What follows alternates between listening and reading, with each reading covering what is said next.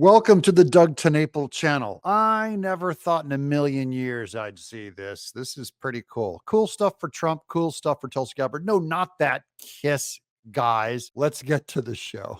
And it is because of my love for our country, and specifically because of the leadership that President Trump has brought to transform the Republican Party and bring it back to the party of the people and the party of peace, that I'm proud to stand here with you today, President Trump, and announce that I'm joining the Republican Party.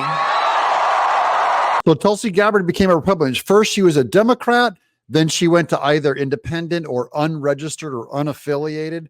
And now he drove a lunatic libertarian, a lunatic Democrat into the folds of the new Republican Party. And Harris said today in her post, in her speech, she said that President Trump was going to turn the U.S. military against the American public and use the public to promote his agenda. How many of you think that is true?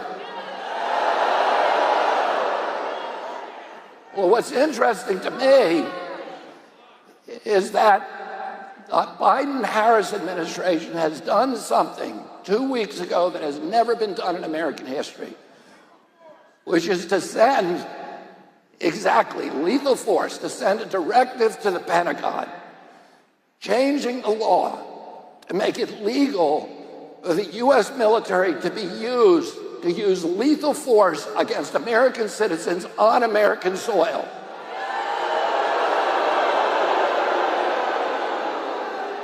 Which has been taken over by MAGA or Trumpism. The Republican Party of Paul Ryan, Romney, Mitch McConnell is gone. By the way, there's some good things I liked about that Republican Party that are gone. But overall, the Republican Party needs to be refreshed to stay alive and win. And in the end, this shows the kind of things that Trump is doing. He is converting independents and centrist Democrats and centrist liberals like Tulsi Gabbard, which is how you win an election. It's not by taking your day of voters that vote on the day of and then get them to vote early, which we all must do. Please go register and vote early in person or mail it in. Please get it done. Gina Swoboda, chairwoman of the Republican Party of Arizona, with an urgent election update.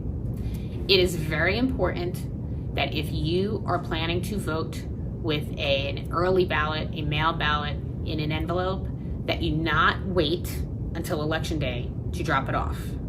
Please drop it off early. We have 12 days left as I'm recording this video. You can go to any one of the early vote centers, take your mail ballot in its envelope, make sure you sign it, you date it, you have your phone number on it, and then go and drop it off now. Do not hold it until election day. Here is why you don't want to hold it until election day. I'm going to describe for you the process, okay?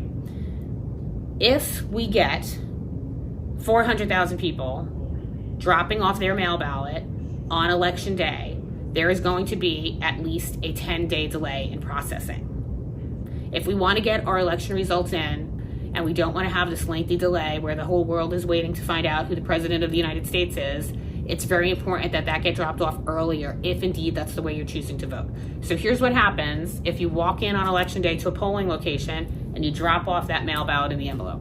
At the end of the night, those all have to be counted, and then they're going to get picked up and they're going to get delivered to the vendor. I'm talking about Maricopa County now, because that's where the most population is. So they get dropped off at the vendor, then they get scanned. They're scanning the signatures on the envelopes. Then the images of the scans are going to get transmitted to the Maricopa County Elections Department, where there are very wonderful workers who are going to compare that electronic image of the signature to the images of your signature over time and see if it matches. If it matches and they're like, this is great, then they're going to drive Maricopa County election workers from two different parties, going to go to the vendor, pick up those packets, bring them back to Maricopa County processing. He's creating voters. They're creating new voters joining the Republican Party, especially youth. This is going to fix the Republican Party for generations, guys. If we can hold on to them in their youth, you'll see at the end, she starts giving her reasons why.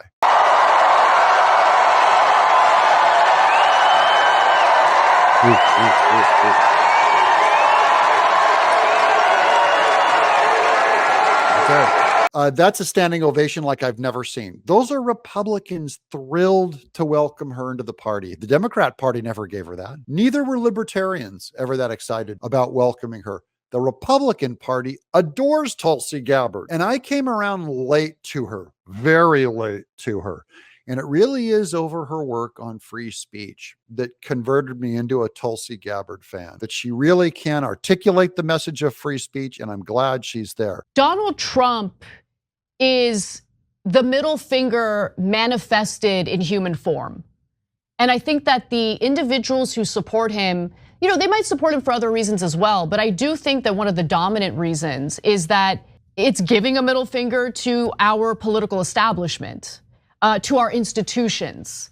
And a lot of Americans feel like those institutions and the political establishment has let them down, whether we're talking about the Democratic establishment or the Republican establishment. The stuff that I think affects the day-to-day Americans is free speech, and Kamala Harris is coming for our speech. So it's important that we have an advocate like her to be able to articulate it and have Trump's ear. I'm joining the party of the people, the party of equality, the party that was founded to fight against and end slavery in this country. It is the party of common sense. Yeah, the party that ended slavery from the Democrats. And isn't it strange that suddenly black men are coming back into the Republican Party? Martin Luther King Jr. at one time came from there. So it's great to see the Republican Party expand and grow. And the party that is led by a president who has the courage and strength to fight for peace.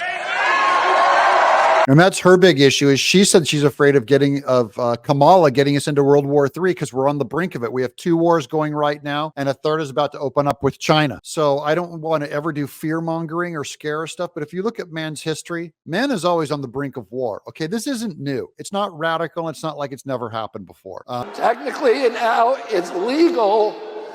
The U.S. military, under this directive, it will become legal for the U.S. military to shoot and kill Americans who engage in political protest because they disagree with policies in the White House. I'm not making this up. Any of you can look it up.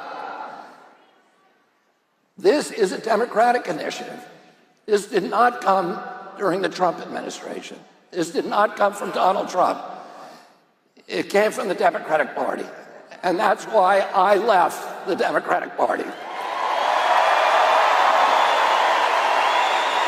We are on the brink, and we need someone with strong leadership, even if it's to scare off the totalitarians around the world and push them back, including the number one totalitarian is Kamala Harris. I'm Doug in exile.